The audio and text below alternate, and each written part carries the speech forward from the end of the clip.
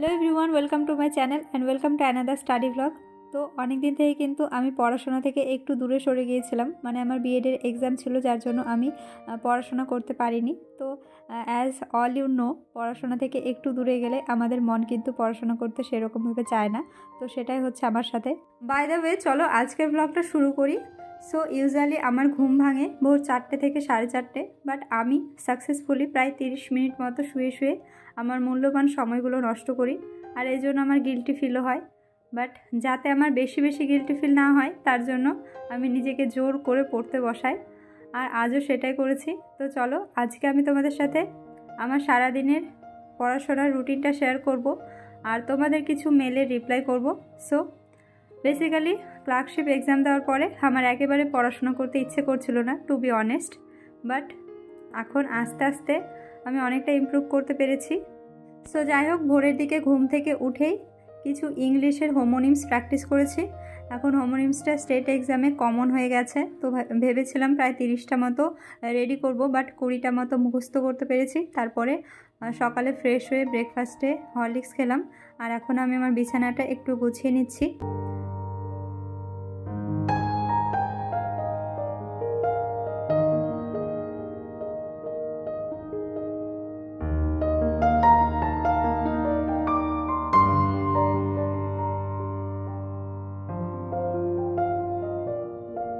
বিছানাটা মোটামুটি একটু গুছিয়ে নিয়েছি, আর আমার ঘরটাও একটু অগোছালো ছিল, তো সেটাও একটু গুছিয়ে নিলাম। আর এখন আমি বসলাম পড়তে। তো আজকে আমি পড়বো এখন স্ট্যাটিক জিকে। আর স্ট্যাটিক জিকে টপিকগুলো আমি সব খাতায় লিখে রেখেছিলাম। তো আজকে আমার টপিক হলো উচ্চতম, দীর্ঘতম, বৃহত্তম। তো এটা আমার জন্য এই টপিকটা কমপ্লিট করতে একদিন যথেষ্ট, বাট আমি 2 দিনে ডিভাইড করে নিয়েছি, কারণ এই টপিকটা আমি যতবারই পড়ি ততবার মনে থাকে না। তো সেই জন্য ভাবলাম এবার একটু বেশি সময় দিয়ে পড়বো যাতে মনে থাকে। তো চলো এটা কমপ্লিট করি।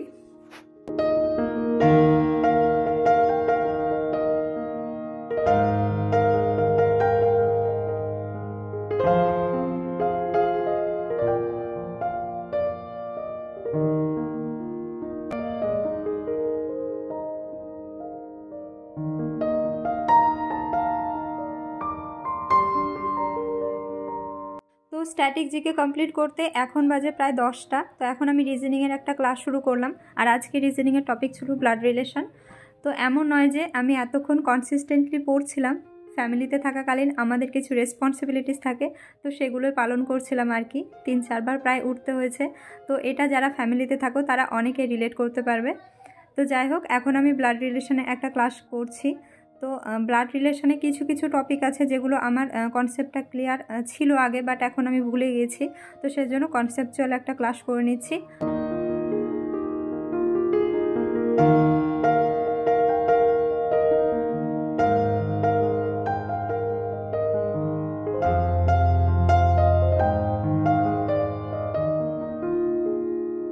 রিজনিংয়ে ক্লাস কমপ্লিট করে একটা মক টেস্ট দিয়েছিলাম। চলো তোমাদের সাথে মক টেস্টের স্কোরটা শেয়ার করি। আর এখন আমি স্নান করে ছাদে এসে পড়তে বসেছি। এখন আমি একটু হিস্ট্রি পড়বো, যেহেতু আমার টু ডু লিস্টে আজকে হিস্ট্রি ছিল, আর সকালের দিকে একটু লাইফ সায়েন্সটা পড়ার কথা ছিল, বাট সেটা আমার মাথা থেকে একেবারে আউট হয়ে গেছে এবং স্কিপ হয়ে গেছে।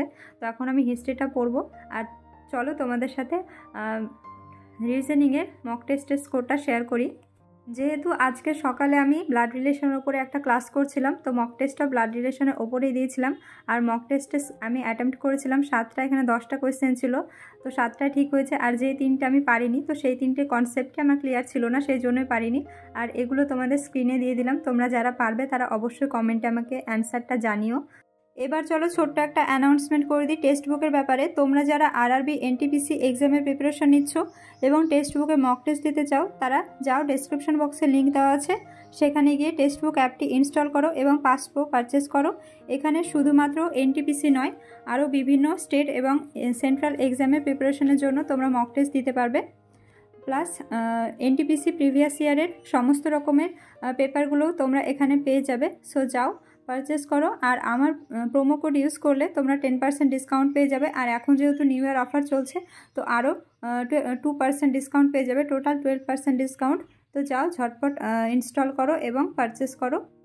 তো যাই হোক, দুপুরের দিকে অনেকটা সময় পেয়েছিলাম, তো ম্যাথের 2টো ক্লাস করলাম, টাইম, স্পিড অ্যান্ড ডিস্ট্যান্সের ওপরে। তো বেসিক্যালি এটা কনসেপচুয়াল ক্লাস ছিল। আর এই চ্যাপ্টারের জন্য আমি টোটাল 3 দিন সময় দেব। এবার চলো মেলে রিপ্লাই করি। অনুষ্কা নামে একটা বোন আমাকে মেল করেছো, ডেলি 6 থেকে 7 ঘন্টা পড়াশোনা করেও পড়া মনে থাকে না, তার সলিউশন। তো এটার জন্য বলবো তুমি ডেলি পড়াশোনার টাইমটাকে কমিয়ে দাও। এমন নয় যে তোমাকে ডেলি 6 থেকে 7 ঘন্টা পড়তেই হবে, অল্প টাইম দাও এবং সেটাকে যেইটুকু পড়াশোনা করছো সেইটুকু অবসর সময় মনে করার চেষ্টা করো, তাহলে দেখবে অনেকটা ইমপ্রুভ হবে। আর তোমার ডিস্ট্রাকশনগুলোকে একটু আস্তে আস্তে অ্যাভয়েড করার চেষ্টা করো। হয়তো তোমার ডিস্ট্রাকশনের জন্য তোমার পড়াটা মনে থাকছে না, তো এটা তেমন কোনো বড় প্রবলেম নয়। এই প্রবলেমটা সবারই হয়, আমারও হতো আগে, আর এখনও যে খুব একটা প্রবলেমের সলিউশন হয়েছে তা নয়। বাট 100%-এর মধ্যে যদি 90%-এ ভুলে যাও তাহলে সেটা প্রবলেম। আমার 60% মতো মনে থাকে, 40% ভুলে যায়, তো এটা স্বাভাবিক। তো এটা নিয়ে এত প্যানিক করার কোনো কারণ নেই। ম্যাথের ক্লাস কমপ্লিট করে ভেবেছিলাম ঘুমাবো, বাট ঘুম আসলো না, সেই জন্য আবারও পড়তে বসলাম। বাট বেশিক্ষণ কন্টিনিউ করতে পারিনি, আবারও ঘুমিয়ে গিয়েছিলাম। আর এই ডিসেম্বর মাসে আমি আগে থেকে অনেক প্ল্যান করে রেখেছিলাম যে এই টপিকগুলো কমপ্লিট করব, অনেক পড়াশোনা শিডিউল করে রেখেছিলাম, রুটিন বানিয়ে রেখেছিলাম, বাট কিচ্ছু হয়নি টু বি অনেস্ট। কারণ এই মাসটা আমি পুরোটাই ফাঁকি দিলাম। আর যেহেতু বিকেলবেলায় পড়ানো থাকছে না, তো সেই জন্য আমি বিকেলটা পুরোটাই ঘুমিয়ে কাটিয়ে দিচ্ছি। ফাইনালি প্রায় 4:30 থেকে 6টা পর্যন্ত ঘুমিয়েছিলাম। ঘুম থেকে উঠেই চা খাচ্ছিলাম আর মনে মনে ভাবছিলাম যে আবার পড়াশোনা করতে বসবো। বাট ভাবাই হলো এইদিকে পাশের বাড়ি দাদার ছেলের জন্মদিন ছিল, তো আমি ছাড়া ওদের কোনো অনুষ্ঠানই কমপ্লিট হয় না, সেটা ছোট হোক বা বড় হোক। তো ওরা জন্মদিনে ছোট্ট একটু আয়োজন করেছিল। তো যাই হোক, ওদের বাড়ি থেকে এসে পড়তে বসেছিলাম, আর বাড়ি এসে কিছু ম্যাথ প্র্যাকটিস করলাম, আর তারপরে একটা ম্যাথের ওপরে মক টেস্ট দিয়েছিলাম। তো মক টেস্টের স্কোরটা শেয়ার করলাম না। আজকের ব্লগটা এই পর্যন্ত থাকলো। কেমন লাগলো জানিও, ভালো লাগলে লাইক কমেন্ট শেয়ার করে দিও। টাটা।